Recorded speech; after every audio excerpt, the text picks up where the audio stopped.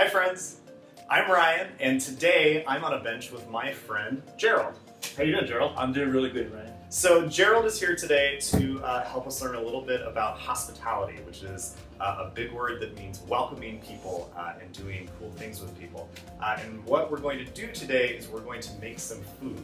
Now, the interesting thing is I am not a very good cook, and I am a very picky eater. But my friend Pastor Gerald wants to make something that is very important to him today. And one of the things that you do in hospitality is you share meals that your friends find very important. So we are going to make an important meal today. Yeah. So we're going to make some spam musubi today, Ryan. Spam musubi. So spam musubi is basically a spam rice ball, but it's really not a ball because it's square. Okay. By the time we make it, you can see it'll be square. Well, let's go make some. All right, sounds good.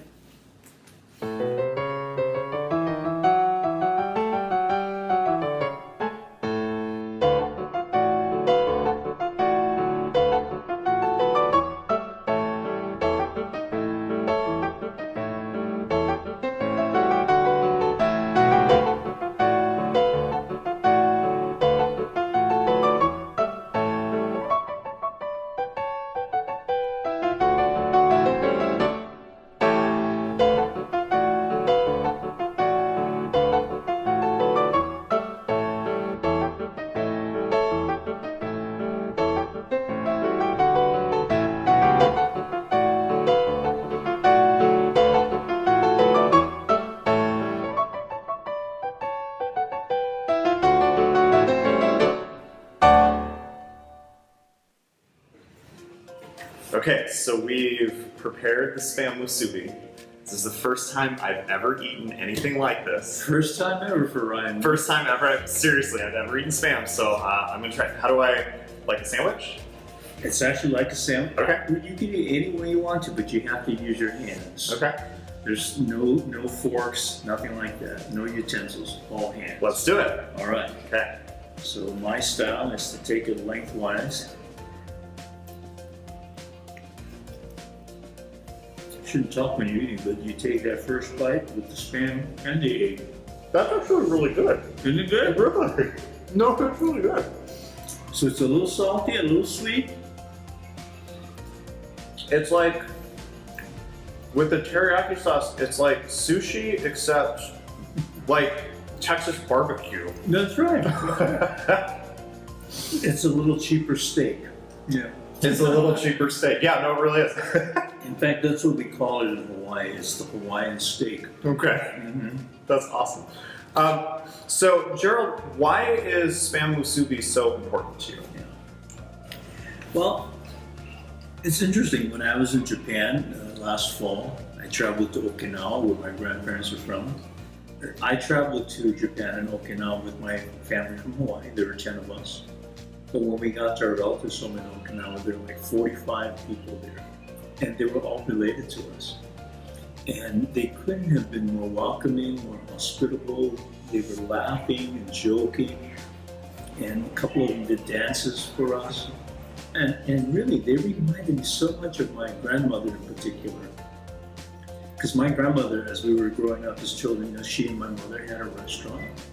And that restaurant, I think I was sharing with you earlier, that there were people of all walks of life that used to come to this restaurant because of the neighborhood that we were in. And down the road a little bit, back then, there used to be a dormitory for fishermen. And these fishermen would actually come from Japan and Okinawa. And so they'd be at sea for a few months. And they'd come back to the harbor and to the dormitory, and they'd be on shore for a week or two. And during the holidays, they had nowhere to go. But they found my mom's and grandma's restaurant, and they used to come and eat. And so during the holidays, especially at Christmas and New Year, my mother and grandmother would close the restaurant, close it for business. And for like 3 or 4 days, all we did was party as a family. And that group of Okinawan fishermen were always welcome to come. And of course, growing up, a lot of my cousins and I went to church, and we had a lot of good friends. And we invited people from our church, we invited people from school.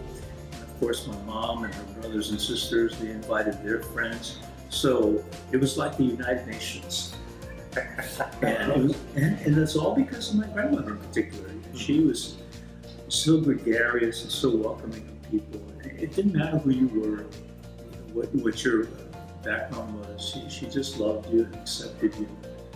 I find that sometimes when there's things that we like, we try to separate people out by that, right?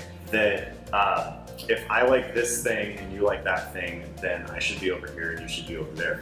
But what I like about your story is that your grandmother welcomed everybody in, and it didn't matter who it was. Yeah. And if she found out that you liked a different kind of food, she'd try to make that for you too. That's awesome. She was really a terrific person. Friends, that's what we want to be, right? We want to be the type of people who bring people together. So until I see you next time, find a way to share in what somebody else likes and be fantastic. Let's finish these.